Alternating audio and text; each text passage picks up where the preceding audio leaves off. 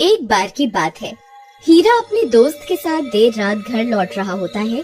तभी रास्ते में एक बरगद का पेड़ आता है। उस पेड़ के नीचे एक 100 रुपए का नोट पड़ा होता है। उसे देखकर हीरा खुश हो जाता है। अरे वाह वाह वाह, आज तो लॉटरी लग गई। रामू भाई वो देखो 100 रुपए का नोट। फिर हीरा वो पैसे उठा लेता है। तभी उन्हें पेड़ में से अजीब सी आवाज आती है। फिर वो जैसे ही ऊपर की ओर देखता है तो उन्हें पेड़ पर एक 2000 का नोट लगा हुआ दिखाई देता है। अरे रामू वो देख, इस पेड़ पर तो 2000 का नोट लगा हुआ है। मुझे तो यकीन ही नहीं होता भाई। भाई क्या पता ये पेड़ सच में पैसे देने वाला पेड़ हो। एक काम करो, तुम जल्दी से पेड़ पर चढ़ जाओ और वो नोट तोड़ कर ले आओ। फिर वो 2000 का नोट तोड़ने के लिए पेड़ पर चढ़ जाता है और कुछ ही देर में वो नोट तोड़ लेता है। रामू भाई ये नोट तो बिल्कुल असली है। अरे वाह वाह वाह, आज तो मजा ही आ गया। चलो भाई अब जल्दी से नीचे आ जाओ, कहीं कोई हमें नोट तोड़ते हुए ना देख ले। अब तो हम पार्टी करेंगे। अरे हीरा भाई कहाँ रह गए? जल्दी नीचे आओ, कोई हमें देख ना ले। अरे हीरा भाई कहाँ रह गए? नीचे क्यों नहीं उतर रहे? कहीं तुम अकेले ही इन 2000 रुपयों को हजम तो नहीं करना चाहते भाई? तभी हीरा के चीखने की आवाज आती है। अरे क्या हुआ भाई, सब ठीक तो है? अरे यार क्या करूं, ये तो दिखाई भी नहीं दे रहा। अरे भाई तुम ठीक तो हो? क्या करूं? मुझे ही ऊपर जाकर देखना होगा, ये आखिर माजरा क्या है। फिर रामू भी पेड़ पर चढ़ने लगता है। तभी पेड़ से किसी के गुर्राने की आवाज आती है। रामू वहीं रुक जाता है। आई मम्मी, ये कैसी आवाज है?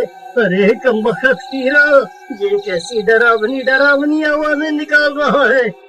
मुझे पता है तू अकेला ही इन 2000 रुपयों को हजम करना चाहता है। आई मम्मी, कौन है भाई? अरे हीरा तेरा नाश मिटे कमबख्त, तुझे क्या लगता है तू मुझे यूँ डरा कर 2000 रुपए हजम कर जाएगा? मैं अपने हिस्से के पैसे नहीं छोड़ूंगा। हाँ।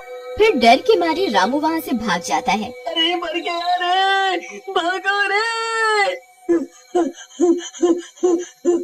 सुबह होने पर रामू सीधा हीरा के घर हिस्से के पैसे लेने पहुँच जाता है।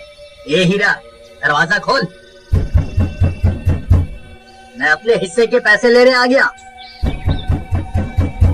चल जल्दी मेरे पैसे निकाल। फिर हीरा की पत्नी दरवाजा खोलती है। रामू भैया आप, अच्छा हुआ आप आ गए। ये कल रात से घर पर नहीं लौटे, मुझे बहुत फिक्र हो रही है। आप कुछ कीजिए ना। कहीं ये कमबख्त सारे पैसे लुटाने के लिए शहर तो नहीं निकल गया? नहीं, हीरा एक नंबर का कंजूस है। वो इतने पैसे खर्च करने वालों में से नहीं है। जरूर कुछ गड़बड़ है। राधा बहन चलो मेरे साथ। फिर रामू राधा को अपने साथ लेकर उस बरगद के पेड़ के पास पहुंच जाता है। राधा बहन, हम रात को इसी रास्ते से आ रहे थे, तब हमें इस पेड़ पर 2000 रुपए का नोट लगा हुआ दिखाई दिया। उसे तोड़ने के लिए हीरा ऊपर चढ़ा था, लेकिन वापस नहीं आया। तभी कुछ गांव वाले भी वहां पहुंच जाते हैं। फिर रामू सबको पैसों की बात बताता है। अरे भाई हरिया, जरा पेड़ पर चढ़कर तो देख, हीरा भाई वहाँ है या नहीं? फिर हरिया पेड़ पर चढ़ जाता है और बहुत देर ढूंढने पर भी उसे हीरा का कोई नामो निशान नहीं मिलता। भाई यहाँ ऊपर कोई आदमी नहीं है। ये कैसे हो सकता है? हीरा तो नीचे भी नहीं उतरा। फिर हीरा गया तो गया कहाँ? कहीं वो चुड़ैल उसे खा तो नहीं गई, जो रात को अजीब सी आवाजें निकाल रही थी। फिर सब गांव वाले वहाँ से चले जाते हैं और राधा रोने लगती है। जी आप कहाँ चले गए जी? अब मैं आपको कहाँ ढूंढूं?